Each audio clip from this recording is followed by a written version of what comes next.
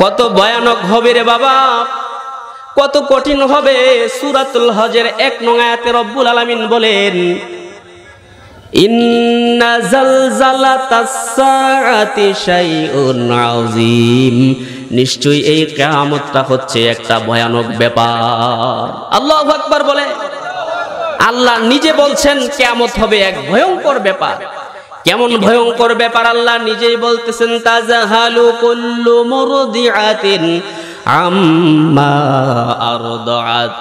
এই যে ইসরাফিল আলাইহি ওয়াসাল্লাম যখন সিংহায় ফুৎকার মারবেন আর জমিনটা কাঁপতে শুরু করবে, ওই মুহূর্তে পৃথিবীতে যেই মহিলাগুলো তাদের বাচ্চাকে কোলে নিয়ে দুধ খাওয়াইতে থাকবে, ওই বাচ্চাগুলো নিজের কোল থেকে ডিল দিয়া দূরে ছেড়ে তারা দৌড়াতে থাকবে। নিজের কোলের শিশুকে দূরে ফেলে তারা দৌড়াতে শুরু করবে।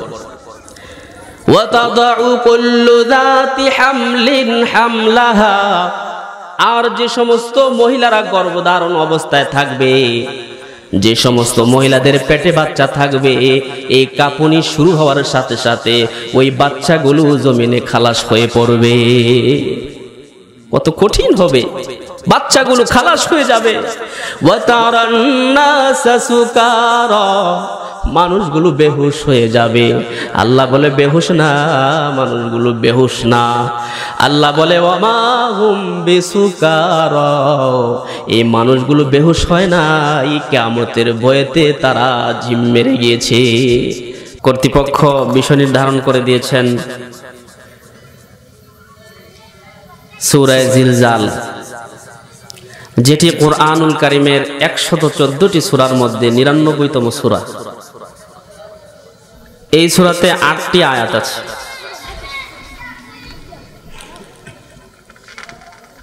এই সূরাটির ব্যাখ্যা, বিশ্লেষণ, তাফসীর এত গভীর, এত ব্যাপক, যার তাৎপর্য ব্যাখ্যা বিশ্লেষণ করবার মতো ভাষা এবং যোগ্যতা আমার স্মৃতির ভান্ডারে জমা নেই। তারপরও নির্ভরযোগ্য মুফাসসিরিনদের কিছু কথা উপস্থাপন করার চেষ্টা করব ইনশাআল্লাহ। এই সূরা জিলজাল কোরআনুল কারীমের ৯৯তম সূরা। এই সূরাতে ৮টি আয়াত রয়েছে, আর এই সূরাতে মহান রব্বুল আলামিন কিয়ামতের আলোচনা করেছেন। কিয়ামত সম্পর্কে আপনাদের বেশ না হলেও কিছু ধারণা আছে। কি বলেন, আছে কি নাই? জোরে বলেন, আছে কি নাই? রাসূল আকরাম সাল্লাল্লাহু আলাইহি ওয়াসাল্লামের কাছে একজন সাহাবী আসলেন, এসে বললেন, হে আল্লাহর হাবিব, আপনি আমাকে পড়াইয়া দেন। নবীজি সাল্লাল্লাহু আলাইহি ওয়াসাল্লাম বললেন, আলিফ লাম মিম যুক্ত 3টি সূরা তুমি তেলাওয়াত করো। আমার মুসলমান ভাইরা, সাহাবী আবার বলতে লাগলেন, ও আল্লাহর পয়গম্বর, আলিফ লাম মিম যুক্ত 3টি সূরা তেলাওয়াত করবার মতো এমন স্মৃতি আমার মধ্যে নাই। আলিফ লাম মিম যুক্ত 3টি সূরা তেলাওয়াত করবার মতো স্মৃতি শক্তি আমার নাই। আমি বয়োবৃদ্ধ হয়ে গিয়েছি, মেহেরবানি করে আমাকে অন্য ব্যবস্থা দেন। নবীজি সাল্লাল্লাহু আলাইহি ওয়াসাল্লাম তাকে বললেন, ও আমার সাহাবী, তাহলে তুমি হামিম যুক্ত 3টি সূরা তেলাওয়াত করো।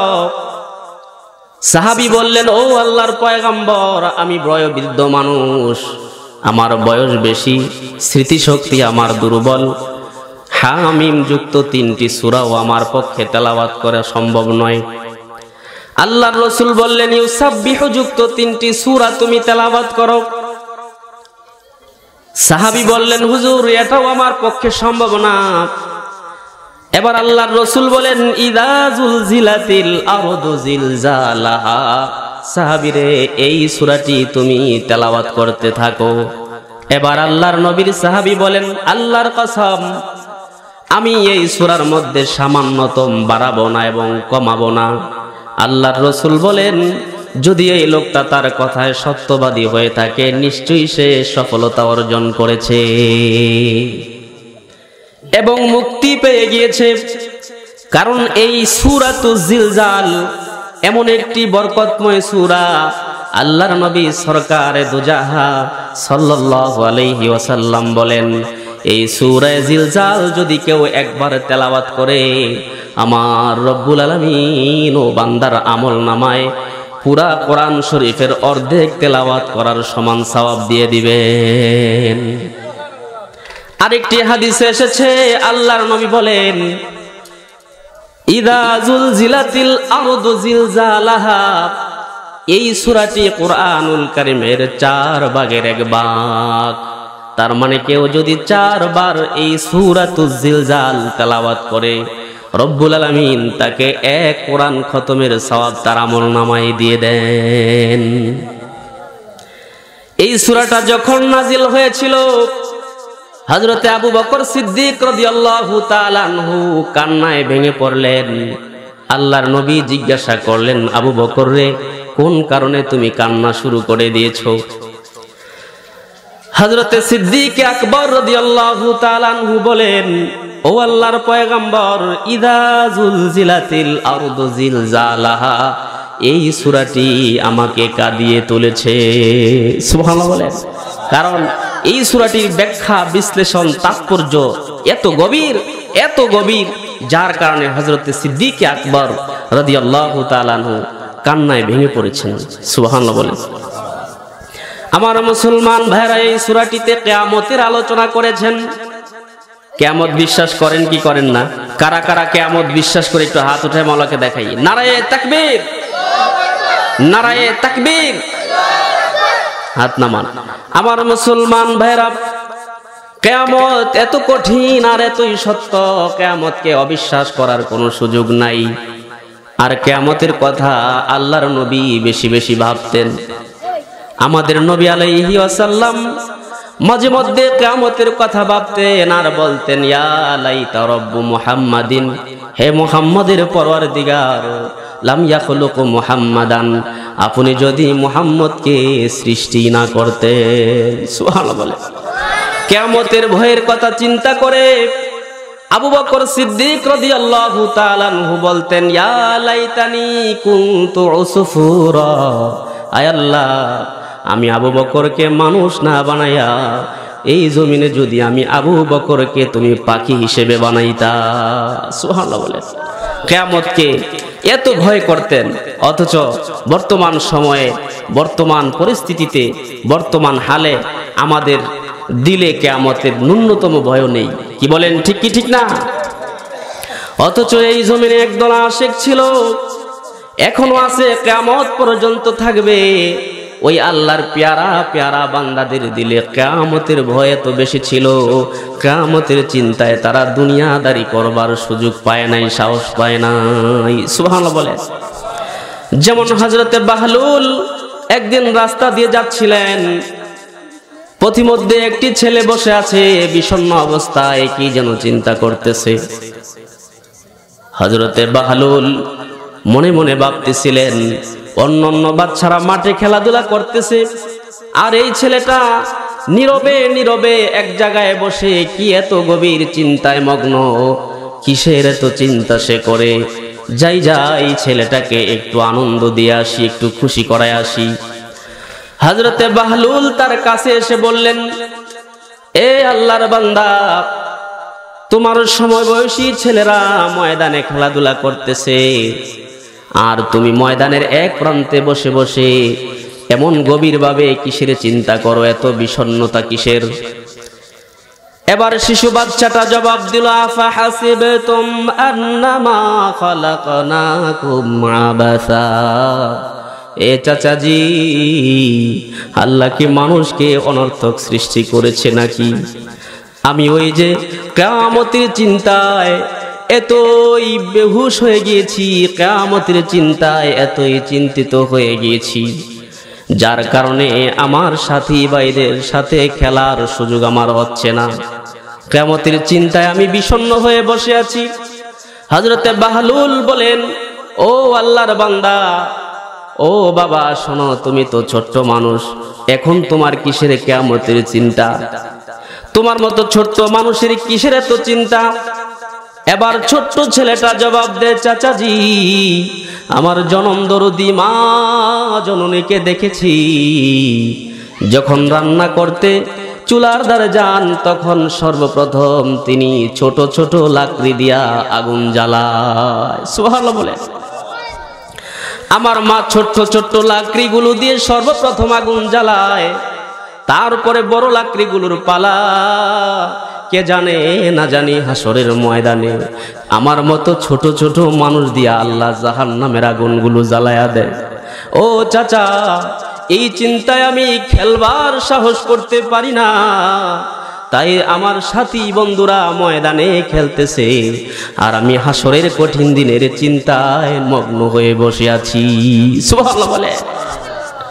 আগেরকার যুগের মানুষের দিলে কিয়ামতের চিন্তা এত বেশি ছিল, আর বর্তমান যুগে মানুষের দিলে কিয়ামতের কোনো চিন্তা নেই। কি বলেন, ঠিক কিনা? আমার মুসলমান ভাইরা, ছোট্ট ছোট্ট বাচ্চাদের দিলেও কিয়ামতের ভয় ছিল, আর এখনকার বয়োবৃদ্ধ হয়ে গিয়েছে, 50-70 বছর হয়ে গিয়েছে, ওই মানুষগুলোর দিলেও কিয়ামতের ভয় ঢুকতেছে না, কিয়ামতের ভয় নাই। জোরে বলেন, ঠিক কিনা? ছোট্ট ছেলেদের ভিতরে যতটুকুন কিয়ামতের ভয় ছিল, বর্তমান যুগে বৃদ্ধ মানুষের দিলেও তেমন নাই। এক বেচারা তার সন্তানকে, ছোট্ট সন্তানকে বলতেছে, ছেলেরে তুমি এখানে দাঁড়ায়া চতুর্দিকে দেখবে কেউ আসে কিনা, আমি এই বাগান থেকে কিছু আঙ্গুর নিয়ে আসি চুরি করে, কেউ যদি আসে তাহলে তুমি আমাকে আওয়াজ দিবে। এই বলে যখন লোকটা বাগানের ভিতরে ঢুকেছে আর বাহির থেকে ছেলেটা বাবাকে ডাকতেছে, ইয়া আবি আহাদুন ইয়ারানা, হে আব্বা, হে আব্বা। একজন তো দেখে ফেললো, সাথে সাথে বাগান থেকে বের হয়ে আসলে চতুর্দিকে তাকায় দেখে কেউ নাই। ছেলেকে জিজ্ঞাসা করে, কোথাও তো কোনো লোক দেখতেছি না, কই লোকটা দেখে ফেললো?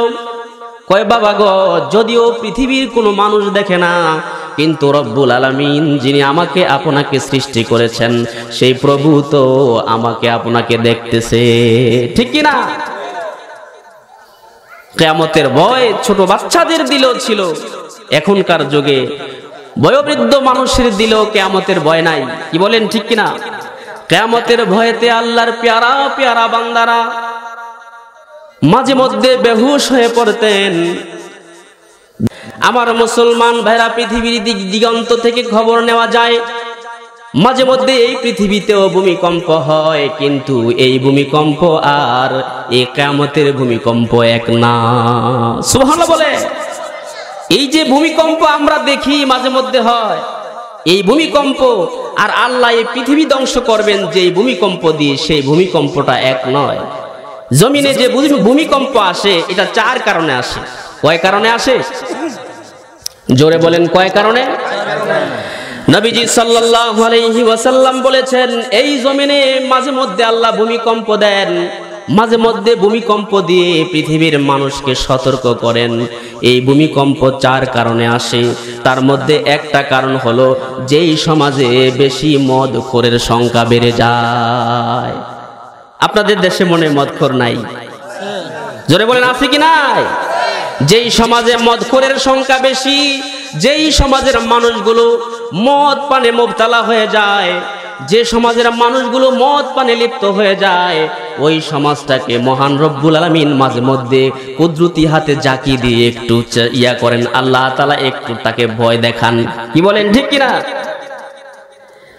অথচ হাদিসে এসেছে, যেই মুখ দিয়া কোন বান্দা, কোন মানুষ যেই জবান দিয়া আল্লাহর নাম উচ্চারণ করা হয়, এই জবান দিয়া কেউ যদি মদ থেকে সামান্যটুকু একটা ডোক পান করে, আল্লাহ তাআলা ওই মুখের জন্য জান্নাতের হাউজে কাউসারের পানি হারাম করে দিবেন। নাউজুবিল্লাহ বলেন। আল্লাহ তাআলা তার মুখে এই মদ পান করার কারণে জাহান্নামীদের গলিত পুষ তার মুখে ঢেলে দিবে। বলেন নাউজুবিল্লাহ। আল্লাহর রাসূল বলেন 4 কারণে সমাজে ভূমিকম্প আসে। তার মধ্যে একটা কারণ হচ্ছে যেই সমাজে মদখোরের সংখ্যা বেশি। দ্বিতীয় নম্বর কারণ হচ্ছে আল্লাহর রাসূল বলেন যেই সমাজে জিনা ব্যভিচার হয় বেশি। এগুলো মনে হয় আপনাদের দেশে নাই। যেই সমাজে জিনা ব্যভিচারে বেশি হয়, নিজেদের হালাল বিবিদের কাছে না গিয়ে অন্য উপায়ে চেষ্টা করে, এমন জাতিদেরকে আল্লাহ মাঝে মধ্যে ভূমিকম্প নাজিল করে একটু ডর দেখায়। তৃতীয় নম্বর হচ্ছে যেই সমাজে অশ্লীল নাচানাচি হয়। আপনাদের সমাজে মনে হয় নাচানাচি নাই। যেই সমাজে অশ্লীল নাচানাচি হয়। চতুর্থ নম্বর কারণ হচ্ছে যেই সমাজে অশ্লীল ভাষায়, এলোপাতারি ভাষায় গান বাদ্য করে। এই চারটা কারণ, চারটা কাজ যেই সমাজে থাকবে, ওই সমাজে আল্লাহ তাআলা রাগান্বিত হয়ে ভূমিকম্প নাজিল করেন। বলেন নাউজুবিল্লাহ, জোরে বলেন নাউজুবিল্লাহ। আমার মুসলমান ভাইরা, এই ভূমিকম্প দিয়ে আল্লাহ কিয়ামতকে শুরু করবেন। তবে ভূমিকম্পটা শুরু করবেন কি দিয়া? সুবহানাল্লাহ বলে। কিয়ামত শুরু করবেন ভূমিকম্প দিয়ে, আর ভূমিকম্পটা শুরু করবেন কি দিয়ে জানার দরকার আছে কি নাই? তাফসীরের কিতাব খুলে দেখুন, মহান রব্বুল আলামিন বলেছেন কিয়ামত সংঘটিত হবে ভূমিকম্পের মাধ্যমে, আর ভূমিকম্পটা শুরু হবে ইসরাফিল আলাইহি ওয়াসাল্লামের সিংহায় ফুৎকারের মাধ্যমে।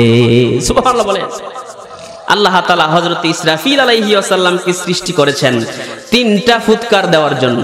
কয়টা ফু?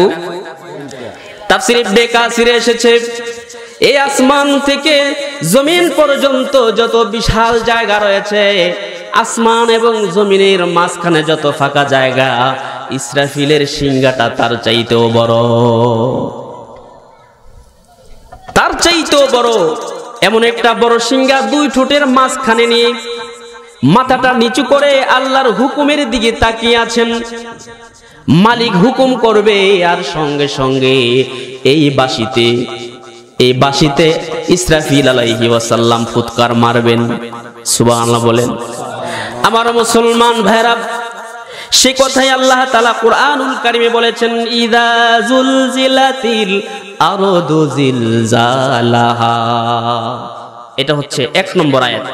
ইযা যুলজিলাত, যখন কম্পন সৃষ্টি করা হবে, আল আরদু জমিনকে, জিলজালাহা ভীষণ কম্পনে, এই জমিনকে যখন ভীষণ কম্পনে প্রকম্পিত করা হবে, ইসরাফিল আলাইহি ওয়াসাল্লামের প্রথম ফুৎকার দেওয়ার সঙ্গে সঙ্গে এই পৃথিবীটা কাঁপতে শুরু করে দিবে। পৃথিবীটা কতটুকু পজিশনে কাঁপবে আমার মুসলমান ভাইরা, এই কিয়ামতের পজিশনটা পৃথিবীর কোনো মানুষ ব্যক্ত করতে সক্ষম না। সুবহানাল্লাহ বলেন।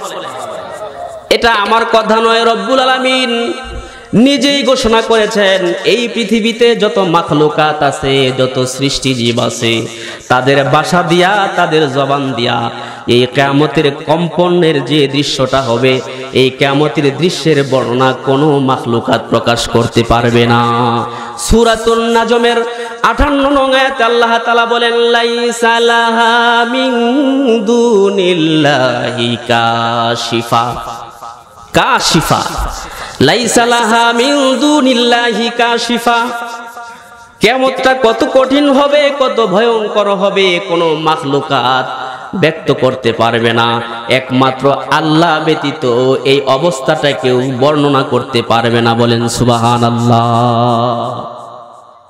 তাইলে কিয়ামতটা কি সহজ হবে না কঠিন হবে? কত ভয়ানক হবে রে বাবা, কত কঠিন হবে। সূরাতুল হজের 1 নং আয়াতে রব্বুল আলামিন বলেন, ইন্না জালজালাতাস সাআতি শাইউন আযীম। নিশ্চয়ই এই কিয়ামতটা হচ্ছে একটা ভয়ানক ব্যাপার। আল্লাহু আকবার বলে। আল্লাহ নিজে বলছেন কিয়ামত হবে এক ভয়ঙ্কর ব্যাপার। কেমন ভয়ঙ্কর ব্যাপার আল্লাহ নিজেই বলতেছেন, তাজাহালু কুল্লু মুরদিআতিন আম্মা আরদাআত। এই যে ইসরাফিল আলাইহি ওয়াসাল্লাম যখন সিংহায় ফুৎকার মারবেন আর জমিনটা কাঁপতে শুরু করবে, ওই মুহূর্তে পৃথিবীতে যেই মহিলাগুলো তাদের বাচ্চাকে কোলে নিয়ে দুধ খাওয়াইতে থাকবে, ওই বাচ্চাগুলো নিজের কোল থেকে ডিল দিয়া দূরে ছেড়ে তারা দৌড়াতে থাকবে। নিজের কোলের শিশুকে দূরে ফেলে তারা দৌড়াতে শুরু করবে। ওয়াতাদাউ কুল্লু যাতি হামলিন হামলাহা, আর যে সমস্ত মহিলারা গর্ভধারণ অবস্থায় থাকবে, যে সমস্ত মহিলাদের পেটে বাচ্চা থাকবে, এই কাঁপুনি শুরু হওয়ার সাথে সাথে ওই বাচ্চাগুলো জমিনে খালাস হয়ে পড়বে। কত কঠিন হবে, বাচ্চাগুলো খালাস হয়ে যাবে। ওয়াতারান নাসা সুকারা, মানুষগুলো বেহুশ হয়ে যাবে। আল্লাহ বলে বেহুশ না, মানুষগুলো বেহুশ না। আল্লাহ বলে ওয়ামা হুম বিসুকারা, এই মানুষগুলো বেহুশ হয় না, এই কিয়ামতের ভয়েতে তারা জিম মেরে গিয়েছে। তারা বেহুশ হয় নাই, কিয়ামতের ভয়েতে তারা এমন হয়ে গিয়েছে। সুবহানাল্লাহ বলে। আমার মুসলমান ভাইরা, এখানেই তো শেষ হবে না। ওয়া খাসাফাল কামার, যে স্নিগ্ধ আলো রাতের অন্ধকারে চাঁদ আমাদেরকে দেয়, ইসরাফিলের প্রথম ফুৎকারের সাথে সাথে ওয়া খাসাফাল কামার, চাঁদ তার আলো হারিয়ে ফেলবে। ওয়া জুমিআশ শামসু ওয়াল কামার, চাঁদ সূর্য একত্রিত হয়ে যাবে, আর তারকারাজিগুলো খসে খসে জমিনে ধপধপ করে পড়তে থাকবে। সূরাতুত তুরের এক আয়াতে আল্লাহ তাআলা বলেন, সেদিন কত কঠিন হবে, সেদিন কত মুশকিল ও মুসিবত হবে। সেদিন আল্লাহ তাআলা বলেন, এত কঠিন ও এত মুসিবত হবে, তারকারাজিগুলো খসে খসে যেদিন জমিনে পড়তে থাকবে, সেদিন ইয়াকুলুল ইনসানু ইয়াউমাইদিন আইনাল মাফার, সেদিন মানুষ বলবে, হারে এত কঠিন দিন, আজ কোথাও পালানোর সুযোগ আছে কিনা, আজ কোথায় পালাবো? আল্লাহ রাব্বুল আলামিন বলে, বান্দারে লা কাল্লা লা ওয়াজার, আজকে এমন একটা কঠিন দিন, এমন একটা মুশকিল ও মুসিবতের দিন, আজকের দিনে কোথাও পালাবার সুযোগ তোমরা পাবে না। সুবহানাল্লাহ বলে। সেদিন পালাবার কোনো সুযোগ নাই, সেদিন পালাবার কোনো সুযোগ নাই। জমিনটা আল্লাহ তাআলা কাঁপিয়ে দিবেন। কাল্লা ইযা দুক্কাতিল আরদু দাক্কান দাক্কা, জমিনকে যখন চূর্ণ চূর্ণ রূপে আল্লাহ তাআলা বিচূর্ণিত করে দিবেন, সেদিন এই জমিনে যত বড় বড় পাহাড়গুলো আছে, ওয়া তাসিরুল জিবালু সাইরা, ওয়া তাসিরুল জিবালু সাইরা। সূরা তুরের 10 নং আয়াতে আল্লাহ তাআলা বলেছেন, সেদিন পাহাড়গুলো আকাশে উড়তে থাকবে। নাউজুবিল্লাহ বলেন। সেদিন ওয়া তাসিরুল জিবালু সাইরা, পাহাড়গুলো আকাশে উড়তে থাকবে। আমার মুসলমান ভাইরা, সেদিন কতই কঠিন হবে, সেদিন কতই মুশকিল হবে। আমার মুসলমান ভাইরা, সেদিন পাহাড়গুলো উড়তে থাকবে। ওয়া তাকুনুল জিবালু কালইহিনিল মানফুস, রঙিন পশমের মতো পাহাড়গুলো উড়তে থাকবে, আকাশ কাঁপতে থাকবে, জমিন কাঁপতে থাকবে। এমন কঠিন বিভীষিকাময় হালাত অবস্থা বিরাজ করবে। এমন মুহূর্তে হযরতে ইসরাফিল আলাইহি ওয়াসাল্লাম দ্বিতীয় ফুৎকার দিবেন। প্রথম এবং দ্বিতীয় ফুৎকারের মাঝখানে কত দিন অতিবাহিত হবে, তাফসীর কারকরা লিখেছেন। হাদিসে এসেছে, একজন সাহাবী riwayat করেছেন, আল্লাহর রাসূল কতদিন বলেছে আমাদের স্মরণ নাই, তবে ইসরাফিলের একটা ফুৎকারের আরেকটা ফুৎকারের মাঝখানে যতটুকু সময় পার হবে, তাতে হয়তো 40 সময় বলেছেন, 40 দিন তা বলেন নাই, 40 মাস তা বলে নাই, 40 বছর তা বলে নাই। এর মাঝখানে মানুষগুলো দৌড়াতে থাকবে। আর এই পৃথিবীতে যত শয়তান আর জিন জাতি ছিল, তারা পূর্ব পশ্চিমে দৌড়াদৌড়ি করতে থাকবে। আর ফেরেশতারা তাদের পাখা দিয়া ঝাপটায়া ঝাপটায়া তাদেরকে একসাথে জমা করতে থাকবে। ওই মুহূর্তে ইসরাফিল আলাইহি ওয়াসাল্লাম তার দ্বিতীয় ফুৎকার দিবেন। দ্বিতীয় ফুৎকার দেওয়ার সঙ্গে সঙ্গে এই পৃথিবীতে যত মানুষ এবং প্রাণীকুল ছিল সব ধ্বংস হয়ে যাবে। সুবহানাল্লাহ বলেন। সব শেষ হয়ে যাবে। আমার মুসলমান ভাইরা, সব যখন ধ্বংস হয়ে যাবে, এবার আল্লাহ তাআলা হযরতে মালাকুল মউত ফেরেশতাকে বলবে, আখবিরিনি মাইয়াবকা, এরে মালাকুল মউত ফেরেশতা, আমার সংবাদ দাও পৃথিবীতে আর কে জানদার বাকি আছে, আখবিরনি মাইয়াবকা, বলে দাও আর পৃথিবীতে কে আছে? মালাকুল মউত ফেরেশতা বলবে আল্লাহ আপনি আছেন, আরশ বহনকারী ফেরেশতারা আছে, আর 4 জন ফেরেশতা আছে, কয় তাদেরকেও শেষ করো। তাদেরকে যখন শেষ করবে মালাকুল মউত ফেরেশতাকে আল্লাহ বলবেন আখবিরনি মাইয়াবকা, ও মালাকুল মউত ফেরেশতা এবার সংবাদ দাও আর কে বাকি আছে? কয় আল্লাহ আপনি আছেন আর আমি আছি। কয় তুমিও তোমার জানটা কবজ করো। সুবহানাল্লাহ বলেন। নিজের জান কবজের কথা শুনে হযরতে মালাকুল মউত ফেরেশতা বেহুশ হয়ে যাবেন, জান্নাত জাহান্নামের মাঝখানে গিয়ে এত বিরাট একটা চিৎকার দিবে, চিৎকারের চোটে তার জান কবজ হয়ে যাবে। হাদিসে এসেছে সে সময় যদি পৃথিবীতে কোনো মাখলুকাত থাকতো, কোনো মানুষ থাকতো, জিন ইনসান থাকতো, ওই মালাকুল মউত ফেরেশতার একটা চিৎকারে কলিজা ফেটে তারা মারা যেত। সুবহানাল্লাহ বলেন। সব শেষ হওয়ার পরে আল্লাহ তাআলা সেদিন বলবেন কি, আমার মুসলমান ভাইরা জমিনকে লক্ষ্য করে সেদিন বলবে, ও জমিন আইনা আশজারুকে, তোমার গাছগুলো কোথায়? আইনাল মুলুক, জমিন তোমার প্রতাপশালী অত্যাচারী বাদশাগুলো কোথায়? জমিনকে বলবে আইনাল কুসুরিকে, ও জমিন তোমার তোমার বুকে গড়ে উঠা বিরাট বিরাট প্রাসাদগুলো কোথায়, টাওয়ারগুলো কোথায়? কোনো উত্তর আসবে না, কোনো সাউন্ড আসবে না, কেউ নাই। কে সাউন্ড দিবে, কে আওয়াজ দিবে?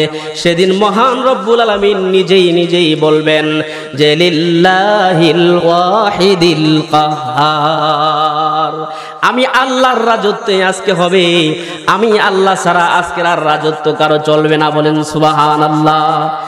আল্লাহ তাআলা এরপরে হযরত ইসরাফিলকে জিন্দা করবেন। সুবহানাল্লাহ বলেন।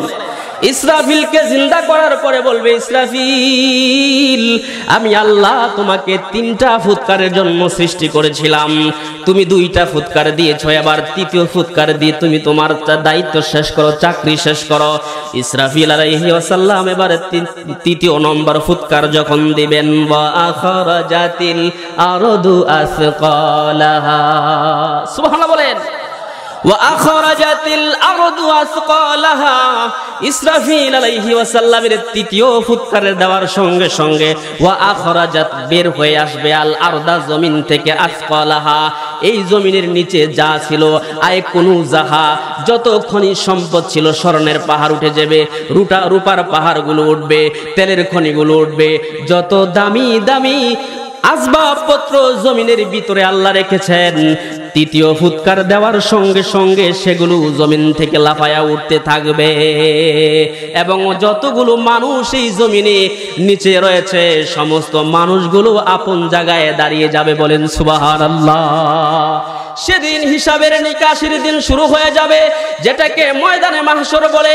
আকাশের সূর্যটা আবার নতুন করে আল্লাহ মানুষের মাথার আধা হাত উপরে তুলে দিবে। ওই যে রবি আজকে যাহা রয়েছে অনেকে দূরে, ওই যে রবি আজকে যাহা রয়েছে অনেকে দূরে, হাসর মাঠে পৌঁছবে তাহা অর্ধ হাত কাছে, হাসর মাঠে পৌঁছবে তাহা অর্ধ হাত কাছে। এত কাছে পৌঁছবে বলে লাগবে ভীষণ তাপ, এত কাছে পৌঁছবে বলে লাগবে ভীষণ তাপ, সেই তাপেতে পাইবে সাজা যাহার যেমন পাপ, সেই তাপেতে পাইবে সাজা যাহার যেমন পাপ। গুনাহগারের মাথার মগজ পড়বে গলে গলে, গুনাহগারের মাথার মগজ পড়বে গলে গলে, কাহার হাঁটু কাহার মাজা ডুববে গামের জলে, কাহার হাঁটু কাহার মাজা ডুববে গামের জলে। হাবু ডুবু খাইবে ডামে ডুববে কারো কায়া, হাবু ডুবু খাইবে গামে ডুববে কারো কায়া, কিন্তু মুমিন বান্দা পাবে আরশ তলে ছায়া। সুবহানাল্লাহ বলেন। এই কঠিন হাসরের ময়দানে মানুষগুলো বেহুশ পেরেশান হয়ে দৌড়াবে, আর একদল এক পেয়ারা পেয়ারা বান্দা যারা দুনিয়ায় থেকে হাসরের ময়দানের ভয় করেছে, কিয়ামতকে ভয় করেছে, মহান রব্বুল আলামিন সেই মুসিবতের দিনে, সেই মুশকিলের দিনে তাদেরকে আরশের তলে ছায়ার ব্যবস্থা করে দিবেন। আর নাফরমান বেঈমানদেরকে ফুলসিরাতের পোলে দাঁড় করায় দিবেন, যেই ফুলসিরাতের পোলটা চুলের চেয়েও চিকন, খুরের চেয়েও দার, চুলের চেয়েও চিকন, অতি অশির চেয়েও দার, চুলের চেয়েও চিকন, অতি অশির চেয়েও দার। জাহান্নামের ভীষণ অনল জ্বলবে নিচে তার, জাহান্নামের ভীষণ আগুন জ্বলবে নিচে তার। চারদিকেতে মহা আন্ধার একটু আলো নাই, চারদিকেতে মহা আন্ধার একটু আলো নাই, কিন্তু সেই পুলটি পাড়ি দিয়া যাইতে হবে ভাই, সেই পুলটি পাড়ি দিয়া যাইতে হবে ভাই, ঠিক কিনা? আমার মুসলমান ভাইরা, সেই কঠিন মুসিবতের দিনে মানুষগুলো বলতে থাকবে ওয়াকালাল ইনসানু মালা, মানুষ বলবে হায় রে এই কেমন দিন আসলো, এমন দিন তো আর কোনো দিন দেখি নাই। ইয়াউমাইদিন তুহাদ্দিসু আখবারহা, সেদিন জমিনকে আল্লাহ অর্ডার করবেন, জমিন তোমার উপরে যে মানুষগুলোকে আমি দিয়েছিলাম, এই মানুষগুলো কোন জমিনে পাপ করেছে, কোন জমিনে নেক করেছে, জমিন এবার তোমার জবান দিয়া সব সাক্ষীগুলো দেওয়া শুরু করে দাও। সুবহানাল্লাহ বলেন। এই হলো ৩য় নম্বর আয়াতের ব্যাখ্যা। ইয়াউমাইদিন তুহাদ্দিসু আখবারহা, সেদিন জমিন মানুষের সব তথ্য প্রকাশ করে দিবে। ইয়াউমিদিকে জুলজিলাত জিলজালাহা, ইয়াউমিদিকে জুলজিলাত জিলজালাহা, ইজামা বাশাদ গাওয়াহি হালাহা, ইজামা বাশাদ গাওয়াহি হালাহা। জমিনকে যেদিন আল্লাহ প্রকম্পন করে ভূমিকম্প দিয়ে ধ্বংস করে দিবে, সেদিন জমিন নিজে তার জবান আল্লাহ খুলে দিবেন, জমিন সব তথ্য প্রকাশ করা শুরু করবে। হাসরের ময়দানে মানুষের জন্য 4টা সাক্ষী কায়েম হবে। কয়টা সাক্ষী? জোরে বলেন, কয়টা সাক্ষী? 1 নম্বর সাক্ষী হচ্ছে ইয়াউমাইদিন তুহাদ্দিসু আখবারহা, জমিন হলো প্রথম সাক্ষী। কোন জমিনে চুরি করেছেন, জিনা করেছেন, সব বলে দিবে। কি বলেন, ঠিকই ঠিক না? রোজে মাশার করনে হ্যাঁ পয়দা শাওয়াদ, রোজে মাশার করনে হ্যাঁ পয়দা শাওয়াদ, হামদে খুদার মুজরে মারস ওয়া শাওয়াদ, হামজে খুদার মুজরে মারস ওয়া শাওয়াদ। যেদিন আল্লাহ তাআলা হাসরের ময়দান কায়েম করে দিবে, জমিনের যত অপরাধ মানুষগুলো জমিনে করেছে সবগুলো অপরাধ প্রকাশ করা শুরু করবে। আর অপরাধীরা মাথা নিচু করে দাঁড়িয়ে থাকবে, লাভ হবে না, সমস্ত তথ্য জমিন প্রকাশ করা শুরু করবে। বলেন সুবহানাল্লাহ। রোজে মাশার করনে হ্যাঁ পয়দা শাওয়াদ, হামজে খুদার মুজরে মারা শাওয়াদ, হামজে খুদার মুজরে মারস ওয়া শাওয়াদ। জমিন সব তথ্য প্রকাশ শুরু করবে, একটা তথ্য বাদ দিবে না। এমনকি আল্লাহ তাআলার প্যারা প্যারা বান্দারা বলেছেন, জমিনের খড়কুটা পর্যন্ত বান্দার বিরুদ্ধে সাক্ষী দিবে। কুতাহাদ্দিস জাহরাতান আখবারহা, কুতাহাদ্দিস জাহরাতান আখবারহা, দরসুখুন আয়াত জমিন খরেহা, দরসুখুন আয়াত জমিন খরেহা। এই জমিনের খড় কণ্টক পর্যন্ত সাক্ষী দিবে, কোথায় চুরি করেছেন, হাত দিয়ে কি করেছেন, পা দিয়ে কি করেছেন তা বলে দিবে। কি বলেন, ঠিক কিনা?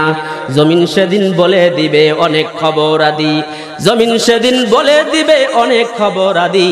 কে কতটুকু পাপ করে হয়েছে অপরাধী, কে কতটুকু পাপ করে হয়েছে অপরাধী। অপরাধের বিচার হবে, হবে মুসিবত। শান্তি যদি চাও রে বন্ধু করো ইবাদত, মুক্তি যদি চাও রে বন্ধু করো ইবাদত। সেই কঠিন মুসিবত মুশকিলে বাঁচতে হলে এক আল্লাহর ইবাদত করা লাগবে। কি বলেন, ঠিক কিনা? জমিন সমস্ত তথ্য প্রকাশ করে দিবে। এই হলো 1 নম্বর সাক্ষী। 2 নম্বর সাক্ষী হলো কিরামান কাতিবিনা ইয়ালামুনা মা তাফআলুন। এই দুনিয়ায় থাকার পরে বান্দার জন্য আল্লাহ 2টা ফেরেশতা মুকাররার করেছেন, নির্ধারণ করেছেন। কিরামান কাতিবিন, সম্মানিত লেখক ফেরেশতা। আপনি ভালো মজা যতগুলো ভালো কাজ করেন আর যতগুলো মন্দ কাজ করেন, সব ভালো মন্দ 2 জন ফেরেশতা লিপিবদ্ধ করে।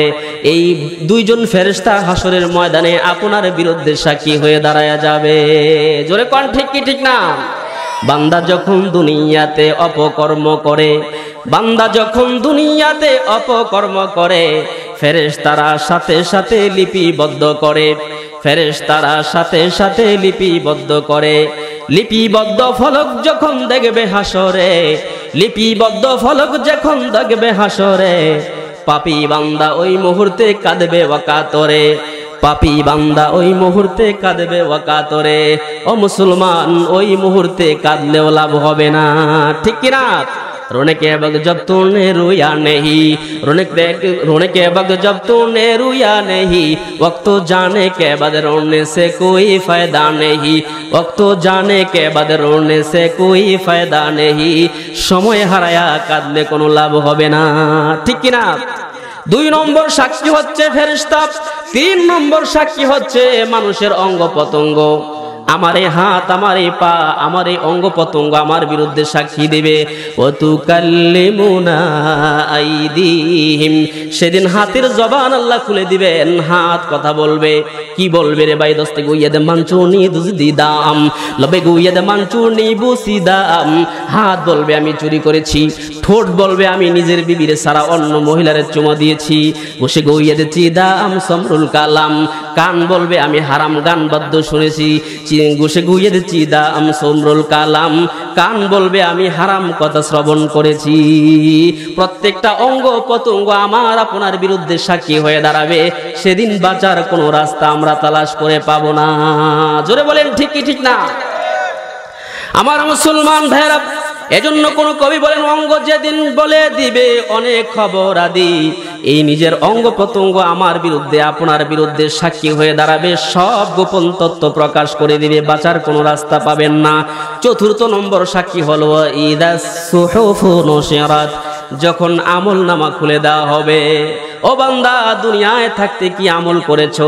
কত নাফরমানিমূলক কাজ করেছো? এখন তোমার সামনে আমল নামা খুলে দেওয়া হবে। ইকরা কিতাবাক, তুমি তোমার আমল নামা পড়ো, পয়রা পয়রা এবার নিজে বুঝো কি আমল তুমি করেছ।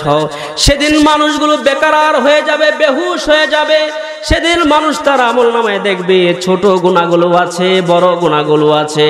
লা ইউগাদিরু সগীরাতান ওয়ালা কাবীরাতান ইল্লা আহসাহা, বড় গুনাহও বাদ দেয় নাই, ছোট গুনাহগুলো বাদ দেয় নাই, সবগুলো গুনাহ সেদিন তাদের আমল নামায় দেখতে পাবে।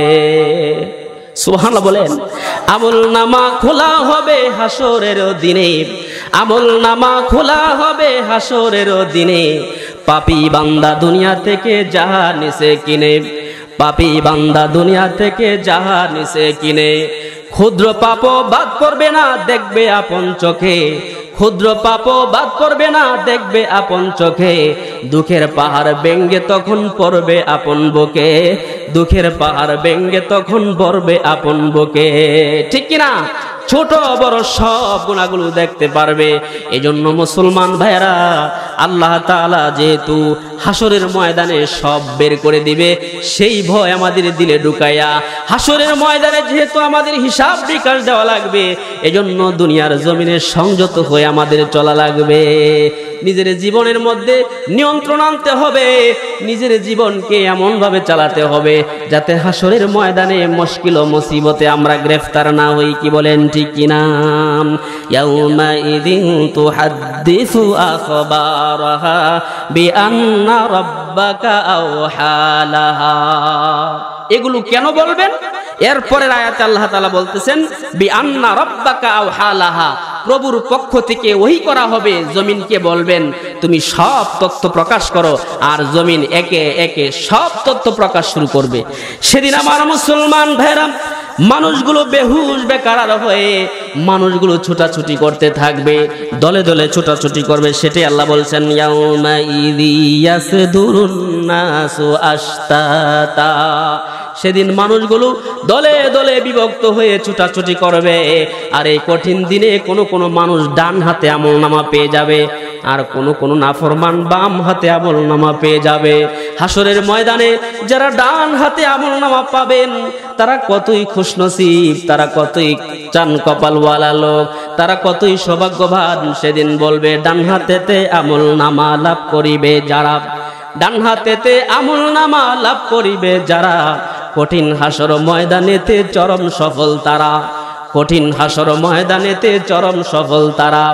খুশির সাথে বলবে তারা একে দুসরার কাছে, খুশির সাথে বলবে তারা একে অপরের সাথে, দেখো তো ভাই ইহার মাঝে কি সব লেখা আছে। সুবহানাল্লাহ বলেন।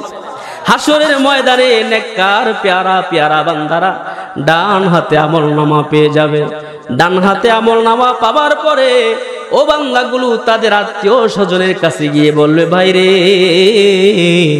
দুনিয়ার জিন্দেগিতে কত সুন্দর করে আমাদের হায়াতের জিন্দেগি চালিয়েছিলাম, মালিক আজকে খুশি হয়ে ডান হাতে আমল নামার ব্যবস্থা দিয়েছে। দেখো ভাই, আমার আমল নামাটা পড়ে দেখো, রব্বুল আলামিন আমার আমল নামায় কি লিখে দিয়েছে, বলেন সুবহানাল্লাহ। আর সেই কঠিন দিনে একদল নাফরমান, একদল বেঈমানের হাতে, বাম হাতে আমল নামা এসে যাবে। আল্লাহ তাআলা ওই ধরনের নাফরমানগুলোকে শিকল বেঁধে লাগাইয়া ফেরেশতারা টেনে টেনে জাহান্নামে নিয়ে যাবে, বলেন নাউজুবিল্লাহ। বাম হাতেতে আমল নামা লাভ করিবে যারা, বাম হাতেতে আমল নামা লাভ করিবে যারা, কঠিন হাসর ময়দানেতে চরম দুঃখী তারা। কি বলেন, ঠিক কিনা? আমরা কি চাই আমাদের ডান হাতে আমল নামা আসুক? কারা কারা চাই একটু হাত উঠে মাওলাকে দেখাই। নারায়ে তাকবীর, নারায়ে তাকবীর। আল্লাহ কবুল করুন, সকলে বলেন আমিন। আমার মুসলমান ভাইরা, এরপরে আল্লাহ তাআলা বলছেন লিওরাউ আমালাহুম, তারা তাদের আমলগুলো দেখতে পারবে। সুবহানাল্লাহ বলেন। ভালো আমল করলেন নাকি মন্দ আমল করলেন, এই আমলগুলো তখন আপনারা নিজের চোখে দেখতে পারবেন। সেদিন ফাঁকিবাজি করার কোনো সুযোগ আর থাকবে না। কি বলেন, ঠিক কিনা? আমার মুসলমান ভাইরা, সেদিন আমলগুলো, যার আমলগুলো আপন চোখে, নিজের চোখে সেদিন দেখতে পারবে। দুনিয়ায় থাকতে ভালো আমল করেছেন এটাও দেখবে। কেউ যদি করেন, হাসরের ময়দানে এই যাররা পরিমাণ নেক আমল আপনাকে আল্লাহ তাআলা দেখায় দিবেন, বলেন সুবহানাল্লাহ। ওয়া মান ইয়ামাল মিসকালা যাররাতিন শাররান ইয়ারা, আর যে মন্দ কাজ করবে, মিসকালা যাররাতিন, যাররা পরিমাণ, শাররান মন্দ কাজ, ইয়ারাহু, সেদিন সে মন্দ কাজগুলো দেখতে পারবে। সেই মন্দ কাজগুলো তার সামনে পেশ করা হবে, সে নেক কাজগুলো দেখবে, মন্দ কাজগুলো দেখবে। সেদিন তাদের বাঁচার আর কোনো গতি থাকবে না। ফেরেশতারা শিকল লাগায়া লাগায়া টেনে টেনে জাহান্নামে নিয়ে যাবে, বলেন নাউজুবিল্লাহ। এজন্য আমার মুসলমান ভাইরা, অবশ্যই আমাদের হিসাব নিকাশ দেওয়া লাগবে, হাসরের ময়দানে উঠতে হবে।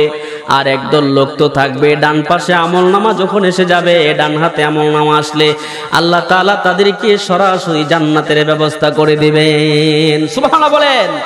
যে জান্নাতে যাওয়ার সঙ্গে সঙ্গে ফেরেশতারা স্বাগতম জানানোর জন্য এসে রেডি হয়ে থাকবেন। সুবহানাল্লাহ বলেন। জান্নাতেরই তরুণদারে হুরবালারা এসে, জান্নাতেরই তরুণদারে হুরবালারা এসে জানাইবে সুস্বাগত মধুর হাসি হেসে, জানাইবে সুস্বাগত মধুর হাসি হেসে। গলায় গলায় মিলাইয়া গালের সাথে গাল, বলবে তোমার ইন্তজারে ছিলাম এতকাল, বলবে তোমার অপেক্ষায় ছিলাম এতকাল। সুবহানাল্লাহ বলেন। ফেরেশতারা বলে, বন্ধু, হায়াতের জিন্দেগিতে তুমি কিয়ামতের ভয় রেখে আল্লাহর ইবাদত করে কবরে ঢুকেছ, তোমার জন্য অপেক্ষায় আছি, চলো না তোমাকে জান্নাতে দিয়ে আসি। সুবহানাল্লাহ বলেন। ফেরেশতারা তাদেরকে, আল্লাহর জান্নাতি বান্দাদের কি স্বাগত জানায়া জান্নাতের ভিতরে ঢুকাইবে।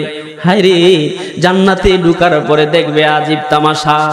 জান্নাতের হুর গিলমানরা স্বর্ণ রূপার পেয়ালাতে বিভিন্ন আইটেমের খাবার নিয়ে তার কাছে দৌড়ায় আসতে থাকবে।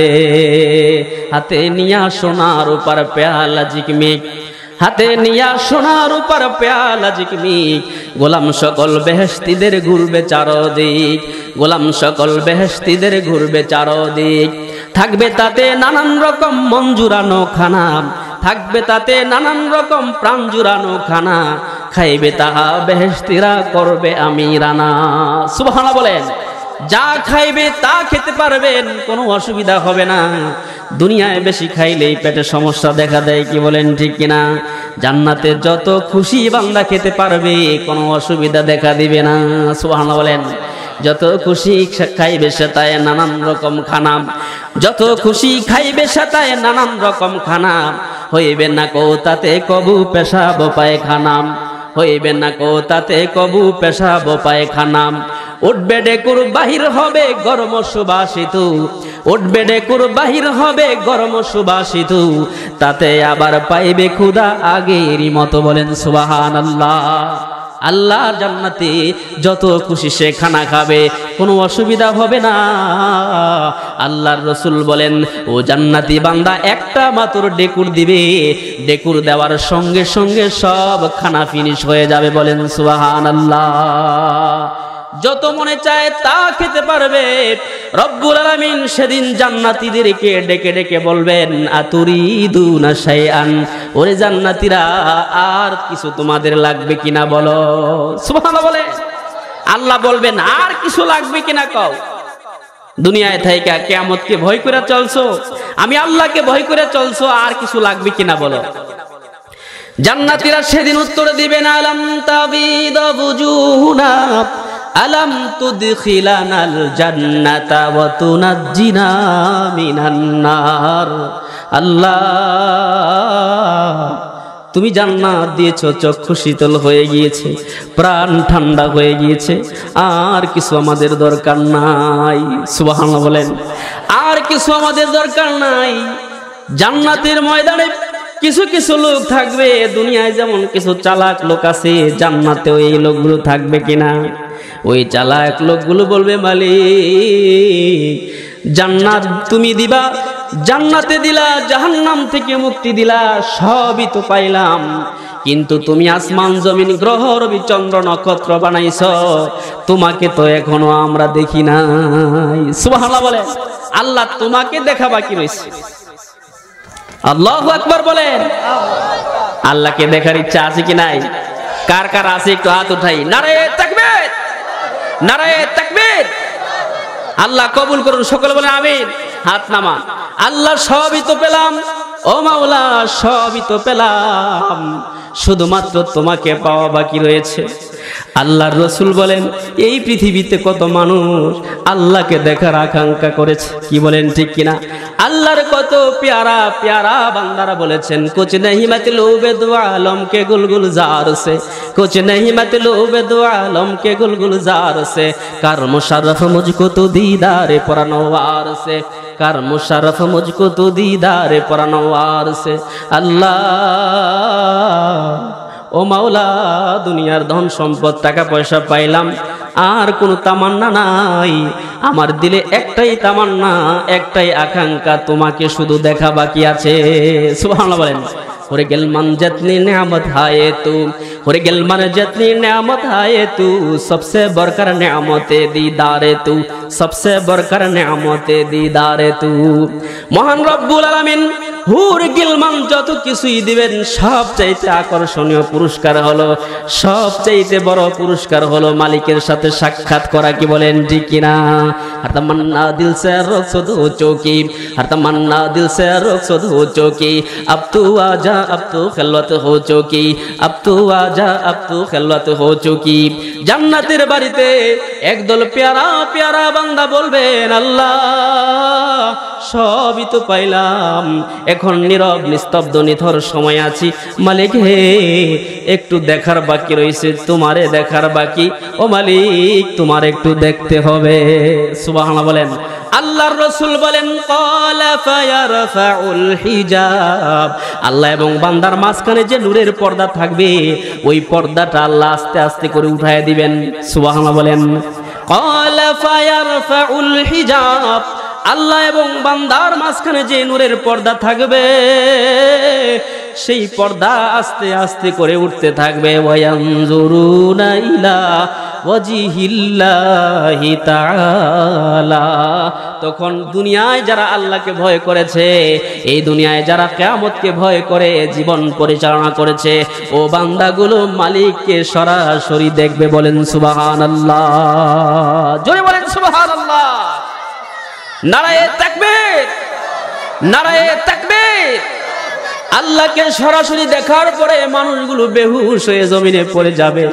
ও ভাই, মালিক আসমান বানাইছে, জমিন বানাইছে, গ্রহ রবি চন্দ্র নক্ষত্র বানাইছে, আল্লাহর এই সৃষ্টি শৈলী দেখে, দিন রাত দেখে আল্লাহর কুদরতি কদমে সিজদা দেই।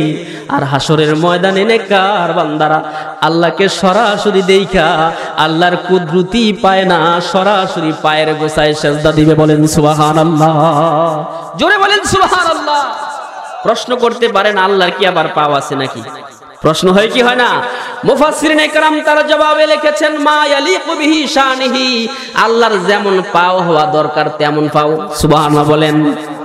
আল্লাহর শান অনুযায়ী, তার মানে আল্লাহর শান যেমন তার পাও তেমন। আমার মতো আপনার মতো পাও না, হাত না। কি বলেন ঠিক কিনা? জোরে বলেন ঠিক কিনা? আল্লাহ তাআলা তার কুদরতি পায়ের গোছা দেখায় দিবেন, এ বান্দারা দেব, তোরা তো দুনিয়ায় থেকে আমারে সেজদা দিছিলি, কিয়ামতকে ভয় করেছিলি, আজকে তো সরাসরি দিলাম, দে কারা কারা সেজদা দিবি দে। দুনিয়ায় যারা জমিনে আল্লাহকে না দেইকা সেজদা দিছে রে ভাই, ও বান্দাগুলো সঙ্গে সঙ্গে মালিকের পায়ে সেজদায় পড়ে যাবে।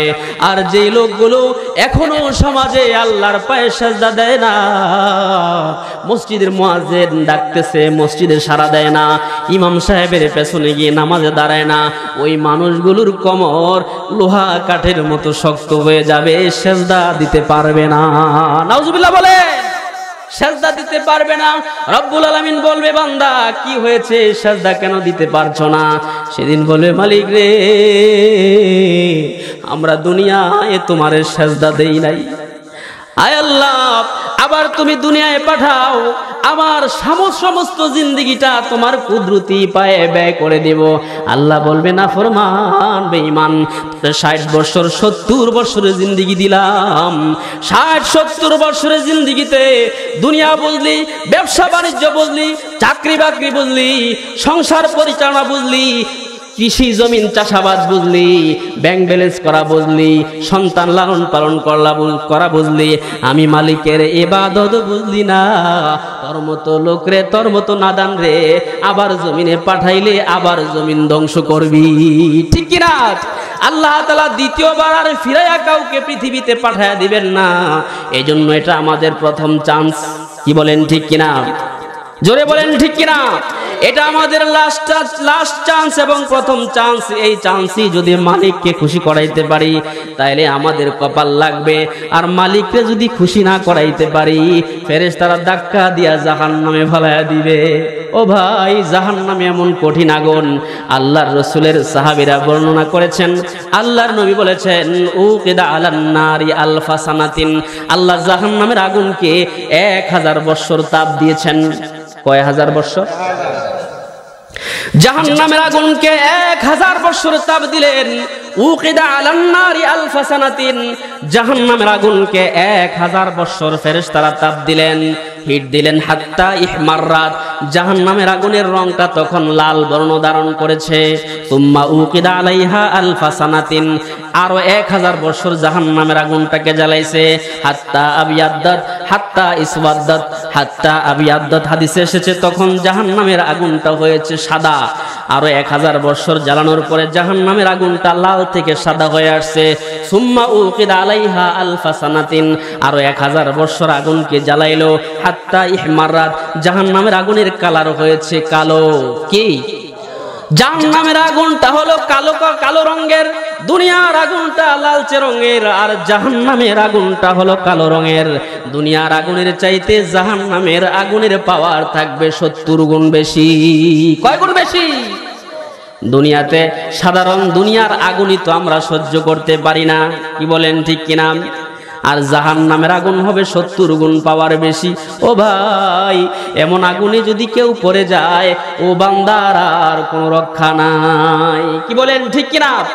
জাহান্নামের 70 গুণ পাওয়ার আগুন, আগুনে নিক্ষিপ্ত হওয়ার পরে বান্দাগুলো পড়বে, আবার তাদের চামড়া ঠিক হয়ে যাবে, আবার পড়বে, আবার ঠিক হয়ে যাবে। এই একদিন দুদিন নয়, খালিদিনা ফিহা, চিরকাল তথায় এই আযাবে ভোগ করতে থাকবে, আযাবে থাকতে থাকবে। কি বলেন ঠিক কিনা? এমন আযাব থেকে আমরা কারা কারা বাঁচতে চাই? হাত উঠে মাওলাকে দেখাই। নারায়ে তাকবীর, নারায়ে তাকবীর। আল্লাহ কবুল করুন, সকলে বলে আমিন। আল্লাহ আমাদেরকে এমন আযাব থেকে বাঁচায় দিন, সকলে বলেন আমিন। আমার মুসলমান ভাইরা, এমন কঠিন আযাব ও শাস্তি আমাদের জন্য আল্লাহ তাআলা ব্যবস্থা করে রেখেছেন। তবে যে সমস্ত বান্দারা দুনিয়াতে নেক আমল করবে, আল্লাহর ইবাদত বন্দেগী করবে, ওই মানুষগুলোকে আল্লাহ আগুন দিয়ে পোড়াবে না। কি বলেন ঠিক কিনা? ওই মানুষগুলোকে আল্লাহ তাআলা আগুন দিয়ে পোড়াবে না। আল্লাহ তাআলা ওই মানুষগুলোকে ভিআইপি ভাবে জান্নাতে ঢুকানোর ব্যবস্থা করে দিবেন। সুবহানাল্লাহ বলেন। আমার মুসলমান ভাইরা, তবে দুনিয়ায় এমন কিছু নেক আমল আমাদের করতে হবে, দুনিয়ার জমিনে এমন কিছু কাজ আমাদের করতে হবে যেই কাজগুলো আমাদের জন্য আখিরাতের পাথে হিসাবে হয়ে যায়। কি বলেন ঠিক কিনা? আমরা তো আমাদের জীবনকে এলোপাতারি চালাইতেছি, এলোমেলো ভাবে চালাইতেছি। আর আল্লাহর প্রিয় বান্দারা তাদের হায়াতের জিন্দেগিটাকে আল্লাহর ইবাদত দিয়ে চালাইতেন। বলেন সুবহানাল্লাহ, জোরে বলেন সুবহানাল্লাহ। এক আল্লাহর বান্দা কি জিজ্ঞাসা করে, ও আল্লাহর বান্দা, আপনাকে যদি আজকে বলা হয় যে আগামী দিন শুক্রবার সকাল 10টায় আপনার ইন্তেকাল হবে, মালাকুল মউত এসে যাবে, আপনি কি আমল করবেন? আল্লাহর বান্দা বলেছিলেন, কসমতু বিল্লাহ, আল্লাহর কসম, এমন সংবাদ যদি আমাকে দেওয়া হয় আগামী শুক্রবারে সকাল 10টায় আমার ইন্তেকাল হবে, আল্লাহর কসম করে বলছি আমি আমার সামান্যতম আমলও আমার জিন্দেগিতে ঢুকাবো না, নতুন করে সংযোজন করব না। তাকে জিজ্ঞাসা করা হলো, কেন আপনি সংযোজন করবেন না, নতুন কোন আমল করবেন না? কারণ আপনি তো নিশ্চিত হয়ে গিয়েছেন আগামীকাল 10টায় আপনার জান কবজ করা হবে। আল্লাহর বান্দা বলেন, ও আল্লাহর বান্দা শুনেন, আমি আমার হায়াতের জিন্দেগিটাকে এমন সুন্দর করে ইবাদত দিয়ে সাজাইছি, মালাকুল মউত আজরাইল যখনই আমার জান কবজ করার জন্য আসবে তখনই আল্লাহর কোনো না কোনো ইবাদতে আমাকে তালাশ করে পাবে। বলেন সুবহানাল্লাহ। আজরাইল যখনই আমার জান কবজ করার জন্য আসবে তখনই কোনো না কোনো ইবাদতে আমাকে তালাশ করে পাবে। এজন্য হায়াতের জিন্দেগিতে নতুন কোনো ইবাদত দিয়ে আমার নতুন কোনো ইবাদত ঢুকানোর কোনো প্রয়োজন নাই। বলেন সুবহানাল্লাহ। আর আমরা তো আমরাই সময় পাইলে হয়তো টেলিভিশন দেখি, আর নইলে গল্পের বই। আর এখন তো ডিজিটাল যুগ, সময় পাইলে ফেসবুক আর ইন্টারনেট। কি বলেন ঠিক কিনা? আল্লাহর প্রিয় বান্দারা সময় পেলে আল্লাহর কালাম তেলাওয়াত করতেন, সময় পেলে জিকিরে বসে যেতেন, সময় পেলে নফলে দাঁড়ায় যাইতেন। হায় হায় কপাল পোড়া মুসলমান, সময় পেলে টেলিভিশনে বসে, পাক্কা নামাজি, আসরের নামাজ পড়ার পরও টেলিভিশনে বসে। এরকম মুসল্লি মনে আপনাদের সমাজে নাই? আসরের নামাজ এখন তাজা ওযু দিয়ে পড়া টেলিভিশনের সামনে পড়ে আবার মাগরিবের নামাজ পড়তে আসে। আপনি তো মাগরিবের নামাজে দাঁড়ায়া টেলিভিশনে যা দেখছেন তা কলবে করবে। কি বলেন ঠিক কিনা? এই নামাজ কিয়ামত পর্যন্ত পড়লেই বা লাভ কি? আল্লাহর রাসূল একজনকে বললেন, এই নামাজটা আবার পড়ো। সাহাবী আবার পড়লেন, 3 বার পড়াইছেন। সুবহানাল্লাহ বলেন। আল্লাহর রাসূল বলেছেন, এটা আমি যেভাবে তোমার নামাজটা দেখাইছি, আমি যেভাবে নামাজ পড়ি এর মতো হয় নাই, এইজন্য তোমারে 3 বার পড়াইলাম। সুবহানাল্লাহ বলেন। একজন সাহাবীর নামাজকে যদি নবীজি 3 বার পড়াইতে পারেন, তা আমরা যারা টেলিভিশন দেখনেওয়ালা মুসল্লি আছি, আমাদের নামাজ কয় কোটিবার দোহরানো দরকার। কি বলেন ঠিক কি ঠিক না? আমার মুসলমান ভাইরা, শুধু আপনাদের সমাজে নয়, বাংলাদেশের পরতে পরতে প্রত্যেকটা মহল্লায় এমন মুসল্লি হয়েছে যারা নামাজ পড়ে তারাও টেলিভিশন দেখে, মুয়াজ্জিনরা আযান দেয় তারাও টেলিভিশন দেখে। আস্তাগফিরুল্লাহ। আপনাদের এলাকায় যদি এমন মুয়াজ্জিন থাকে আমার মাফ করবেন। আমি শুধু নসিহতের জন্য, আমি আমার নিজের জন্য বলছি, আপনি একজন মুয়াজ্জিন, হাসরের ময়দানে আপনার গর্দান থাকবে সবার ঊর্ধ্বে। কি বলেন ঠিক কিনা? আনাকাল মুয়াজ্জিনিনা ইয়াউমাল কিয়ামা, কিয়ামতের ময়দানে মুয়াজ্জিনের গর্দান থাকবে সবচেয়ে বেশি উঁচু, সবচেয়ে বেশি লম্বা। লম্বা দেখলে তো মানুষ খারাপ বলবে, এই লম্বা না, মর্যাদার দিক দিয়ে, সম্মানের দিক দিয়ে, ইজ্জতের দিক দিয়ে সবচেয়ে বেশি দামি হবে। সুবহানাল্লাহ বলেন। মুহাদ্দিসিনে কেরাম এই হাদিসের ব্যাখ্যায় লিখেছেন, পৃথিবীর মুয়াজ্জিনরা হাসরের ময়দানে মর্যাদায় অনেক উঁচু লম্বা হবে। সুবহানাল্লাহ বলেন। সেই মুয়াজ্জিনরা মসজিদে আযান দিয়ে টেলিভিশনের সামনে, আমরা গল্প পড়ি, হয়তো গল্পের বই পড়ি, নাইলে টেলিভিশন দেখি, বিভিন্ন কার্যকলাপ করি, আল্লাহর ইবাদতে আমরা সময় ব্যয় করি না, আল্লাহর জিকিরে আমরা সময় ব্যয় করি না। কি বলেন ঠিক কিনা? আল্লাহ তাআলা আমাদেরকে এই কিয়ামতের ভয় দিলে রেখে পৃথিবীতে চলার তৌফিক দান করুক। সকলে বলি আমিন। আসসালামু আলাইকুম ওয়া রাহমাতুল্লাহি ওয়া বারাকাতুহু।